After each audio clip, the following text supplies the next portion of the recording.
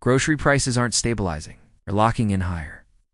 And here's the uncomfortable truth most families want to hear when the next disruption hits, whether it's inflation spikes, supply shortages, or localized outages. It won't be dramatic at first. Shelves won't go empty overnight. Instead, the affordable foods will quietly disappear first. And that's the real danger. Right now, millions of families are prepping the wrong way. They're buying foods that look good on the shelf, feel reassuring in the cart, but fail completely when money is tight, power is out, or resupply doesn't happen on schedule.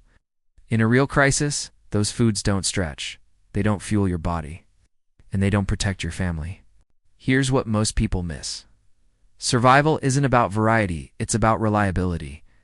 If you're on a budget, most families don't get unlimited chances to stockpile. Every dollar has to count. Every item in your pantry has to earn its space. That means calories that matter, shelf life you can trust, foods you can actually prepare when the lights go out and stress is high. And yet, traditional prepper advice keeps pushing expensive freeze-dried meals, niche gear, or foods that quietly expire before you ever need them. That advice assumes unlimited money, unlimited space, and unlimited time. That's not reality for most families. What is realistic is building a pantry that works under pressure. A pantry filled with foods that last for years, costs very little, and can keep your family fed even if the system stumbles longer than expected. In this video, we're breaking that down clearly and practically. I'm going to show you 7 long-lasting pantry foods every family should store, not theory. Not hype, but proven staples that experienced preppers quietly rely on. For each one, we'll talk about exact shelf life, real-world cost, how much you actually need, and how to use it when there's no power and no second chances. And just as important, I'll point out the common mistakes people make with each food, mistakes that waste money and give a false sense of security. This isn't about fear. It's about responsibility. Because the goal isn't to survive alone. It's to keep your family stable, calm, and fed when others are scrambling. So let's stop guessing. Let's stop wasting money. And let's start building a pantry that actually works, starting with item number 1. The real problem with most pantries, before we talk about what to stockpile, we need to address a hard reality most families are facing right now. Food inflation isn't coming back down to normal. Even when prices pause, they reset at a higher level. That means the foods you rely on today are quietly becoming luxury items tomorrow. We've already seen this happen with cooking oil, eggs, rice, and canned protein. Shortages didn't always look dramatic, but prices jumped, sizes shrank, and availability became inconsistent. And here's where most people get it wrong. They assume preparedness means buying more of what they already eat. That sounds logical, but in practice, it's a trap. Many everyday foods depend on constant refrigeration, frequent restocking, or complex cooking methods. In a short-term outage, that's inconvenient. In a longer disruption, it's a failure point. Another mistake: chasing prepper foods instead of foundational foods. Expensive freeze-dried meals look impressive, but they lock you into high costs, limited calories per dollar, and heavy dependence on clean water. On the other end, junk-calorie snacks, sweets, boxed comfort foods feel reassuring, but burn fast and leave your body underfueled. What experienced preppers understand, and what most families aren't told, did this. Your pantry should function like insurance, not entertainment. That means focusing on foods that do 5 things extremely well. They last for years without constant rotation. They provide real calories and nutrition. They're affordable enough to buy gradually. They work without power or special equipment. They scale for families. It's not just individuals. Most pantries fail at least 2 of those. This video is different because we're not starting with recipes or comfort. We're starting with function. With foods that have carried families through wars, depressions, blackouts, and inflation cycles, not because they were exciting, but because they worked. So as we move into the list, I want you to think differently. Not, do I like this food? But, would this keep my family fed if I couldn't shop for 30 days? That's the filter we're using. And starting now, we're going to break down the first food every family should store, one that's cheap, overlooked, and far more powerful than most people realize. Item number 1. DRY rice category. Staple carbohydrates. calorie base. Let's start with the most misunderstood food in preparedness: white rice. A lot of people dismiss rice as empty calories. That's a mistake and a dangerous one in a crisis. Rice isn't meant to be a superfood. It's meant to be fuel. And when money is tight and availability is uncertain, fuel matters more than perfection. Here's the mistake most families make.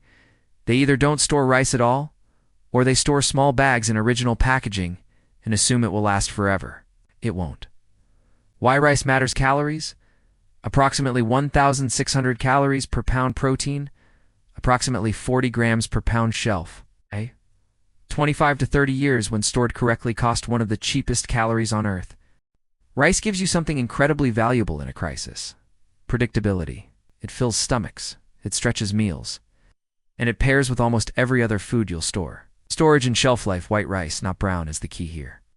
Brown rice contains oils that go rancid within 6 to 12 months. White rice stored in Mylar bags, oxygen absorbers, 2,000 to 2,500 cc per 5-gallon bucket, food-grade buckets, can last 2 to 3 decades in a cool, dry place under 70 degrees Fahrenheit.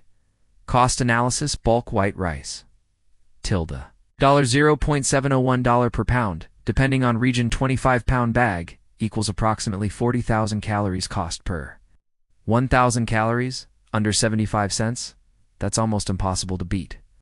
Preparation: no power rice can be. Cooked with minimal fuel, soaked and simmered, cooked in thermal cookers or insulated pots. Even when fuel is limited, rice is manageable. How much to store? Minimum 25 pounds per person, better 50 to 75 pounds per person for long-term scenarios. For family of 4, that's 100 to 300 pounds total, built gradually. Pro tip: rice is a base, not a meal. Its power comes from what you combine it with, which brings us to the next item. Item number 2, dry beans category. Protein plus calories plus fiber. If rice is the foundation, beans are the backbone. Beans solve one of the biggest problems in emergency food planning: affordable protein. Meat is expensive. Freeze-dried protein is even worse. Beans quietly solve this at a fraction of the cost. Common mistake: people store canned beans only. Cans are useful, but dry beans last far longer and cost far less. Nutritional power: calories. Approximately 1,500 calories per pound protein, 90 to 100 grams per pound. Fiber. Extremely high gut health matters and stress micronutrients. Iron, potassium, magnesium, when combined with rice, beans, form a complete protein. That's not a theory, it's basic nutrition science. Shelf life and storage: properly stored dry beans last 10 to 15 years. Sometimes longer. Same storage method as rice. Mylar plus oxygen absorbers, plus buckets, lentils, and split peas. Cook faster than large beans. Cost reality: dry beans. $1. $1.50 per pound cost per serving of protein. Pennies, not dollars. Compare that to canned meat at $3, $5 per can. Preparation considerations: yes, beans require cooking, but there are workarounds. Overnight soaking reduces fuel use by up to 50% pressure. Cookers, even manual ones, save fuel. Lentils can cook in under 20 minutes. How much to store? Minimum 20 to 25 pounds per person, ideal 40 to 60 pounds per person. Pro tip: store at least 2 types. If fuel is limited, lentils are your best friend. Item number 3, cooking oil category. Fats/calories. Nutrient absorption: this is where most pantries quietly fail. People stock carbs, some stock protein. Almost nobody stores enough fat.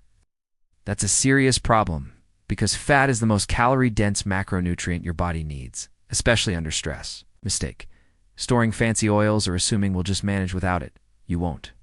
Why fat is critical: calories. Approximately 4,000 calories per pound required.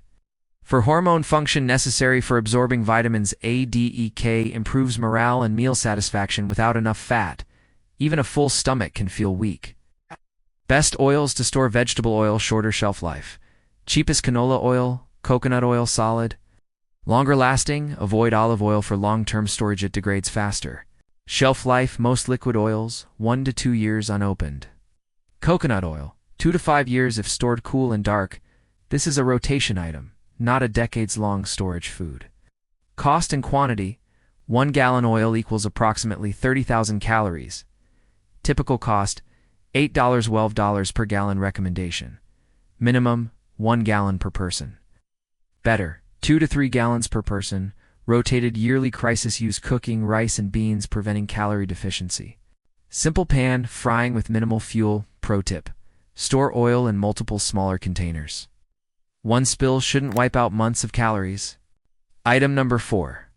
Salt category. Preservation, electrolytes / food safety. This one is so boring that most people ignore it. And that's exactly why it becomes critical in a crisis. Salt isn't optional. It's infrastructure. The most common mistake families make is assuming salt is just a seasoning. In reality, it's a preservation tool, a nutrient, and a medical necessity when sweating, stress, or dehydration increase. Why salt matters: regulates fluids and nerve function, prevents hyponatremia, dangerously low sodium, makes bland staple foods edible, long-term essential for food preservation. Pickling. Curing without salt, rice and beans quickly become hard to eat. Morale drops, appetite drops, calories drop. Types to store: iodized salt. Prevents iodine deficiency, especially important for kids. Non-iodized salt C or kosher, required for long-term storage and food preservation. Iodine deficiency isn't dramatic, but over weeks and months it becomes a real health issue. Shelf life and storage: salt lasts forever, store dry, sealed, and protected from moisture. No oxygen absorbers needed. Cost and quantity. Cost, 50 cents, $1 per pound.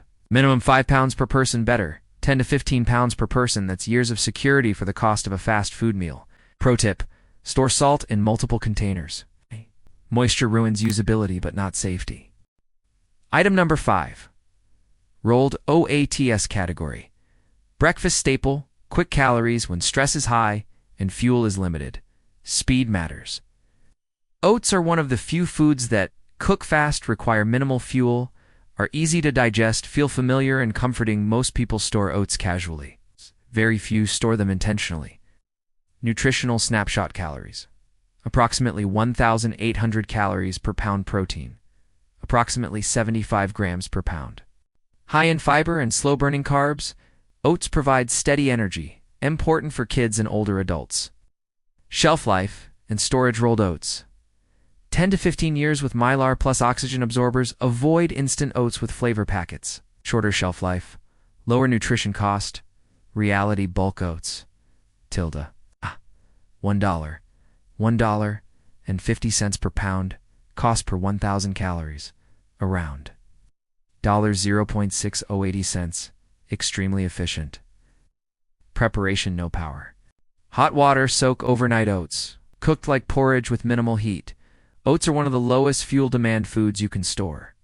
How much to store? Minimum 10 to 15 pounds per person. Ideal 25 to 30 pounds per person. Pro tip: oats can also be ground into flour for flatbreads when wheat isn't an option. Item number 6. Canned protein category.